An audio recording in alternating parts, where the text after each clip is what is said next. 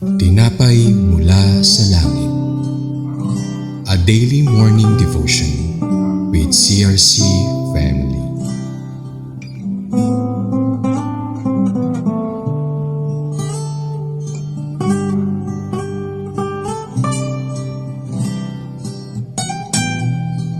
Good morning mga kapatid! Sa umagang ito, ang ating devotion ay matatagpuan sa Judges 6 verses 14 to 16 at ito ay may pamagat na Gideon's Call to God's Service. Basahin po muna natin ito sa New International Version. Sa verse 14, The Lord turned to him and said, Go in the strength you have and save Israel out of Midian's hand. Am I not sending you? Pardon me, my Lord, Gideon replied. But how can I save Israel? My clan is the weakest in Manasseh, and I am the least in my family. The Lord answered, I will be with you, and you will strike down all the Midianites, leaving none alive. Bago po tayo magsimula, samahan niyo po muna ako sa isang maikling panalangin. Ama naming makapangyarihan sa lahat, pinupuri at dinadakila namin ang inyong banal na pangalan. Maraming salamat po sa panibagong buhay at opportunity na ipinagkaloob mo sa bawat isa sa amin upang ikaw ay aming mabigyang kapurihan sa aming mga buhay. Sa umagang ito, tinataas po namin sa inyo ang aming gawain na tinapay mula sa langit. Itago niyo po ko sa inyong likuran, anoint my lips upang sabihin ang bawat salitang mamumutawi sa aking bibig. Ito'y mga salitang nagmumula lamang sa inyo. At ang bawat isang nakikinig sa umagang ito, i-open mo kanilang mga spiritual eyes, spiritual ears, spiritual heart, upang sa gayon ay ma-absorb nila ang mensahe na nais mong mapakinggan ng bawat isa. I pray na ang mensahe na aming mapapakinggan, ito ay tumimo sa aming mga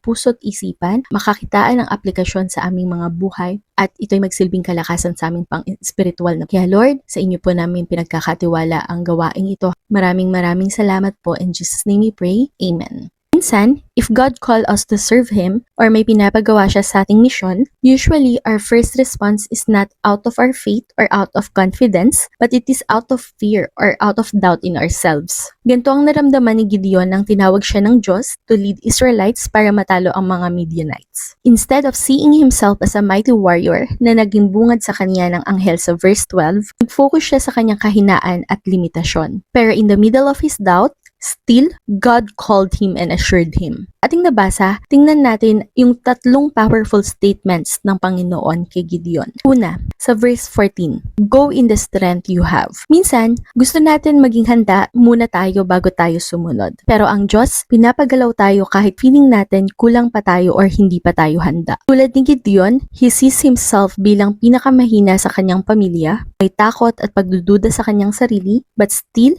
God commanded him to go, using the current strength he has. Anumang meron tayo sa ngayon, ito ang gagamitin ng Diyos para sa misyon na pinapagawa niya sa atin. Dahil ang Diyos, hindi naman siya naghahanap ng perpekto or ng taong handa. Instead, He is looking for someone's available to take the mission. Number 2, sa verse 14, Am I not sending you? This is a reminder of God's authority. Hindi lang ideya ni Gideon ang misyon, ito ay galing sa Diyos. Minsan, ang first focus talaga natin when it comes to mission ay sa sarili natin, sa kakayahan at mga kakulangan natin. Pero ang tunay na focus dapat natin ay kung sino ang nagpadala sa atin at iyon ay walang iba kundi ang ating Diyos. Stop questioning our worth. Let us obey and trust His calling. Kapag may pinagawa ang Diyos sa iyo, ibig sabihin noon ay may dahilan siya kung bakit ikaw. Number 3, I will be with you sa verse 16. Ito ay isang pangako mula sa Diyos na kahit ano ang misyon na ipinapagawa niya sa atin, wala tayong dapat ipangamba dahil hindi tayo nag-iisa, kasama natin siya.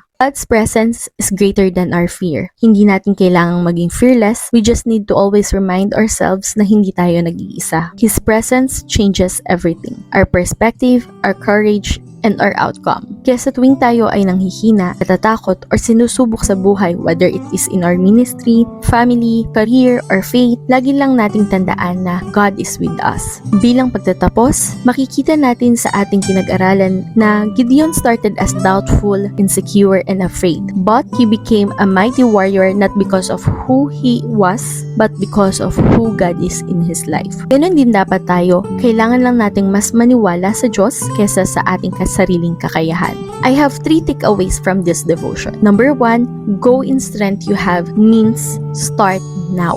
Magsimula na tayong gampanan ang calling sa atin ng Diyos using the resources, strength, knowledge, and confidence that we currently have right now. Number 2, am I not sending you means you are chosen. Pinili tayo ng Diyos at meron siyang purpose sa pagtawag sa atin. And last, number 3, I will be with you means you are never alone. Hindi tayo nag-iisa sa bawat misyon at laban natin sa buhay dahil lagi nating kasama ang Diyos. Samahan niyo po ako para sa ating closing prayer. Praise God, hallelujah Jesus. Maraming salamat po sa inyong mga salita at sa paalala na kahit kami mahina, tinatawag mo pa rin kami tulad ni Gideon. Lord, inaamin namin na maraming beses kami nagdududa sa aming sarili. Feeling namin kulang kami, hindi kami handa at hindi kami sapat. Pero salamat dahil hindi nakadepende sa kakayahan namin ang pagtawag mo, kundi ito ay nakadepende sa iyong kapangyarihan. Continue to teach us, Lord, to go in the strength that we have, to take steps of our faith kahit hindi pa namin nakikita ang buong picture. Tulungan mo po kami na magtiwala na sapat na ang kung anong meron kami ngayon dahil ikaw ang magdadagdag at magpapalakas sa amin. Remind us always na ikaw yung nagsugo sa amin kaya wala kaming dapat ikatakot o ipangamba at ibalik mo kami sa katotohanan na ito ay hindi namin sariling plano kundi ito ay calling mo para sa amin. Give us the courage to obey even when it's uncomfortable. Higit sa lahat, Lord, help us to hold on to your promise na you are with us na sa bawat laban,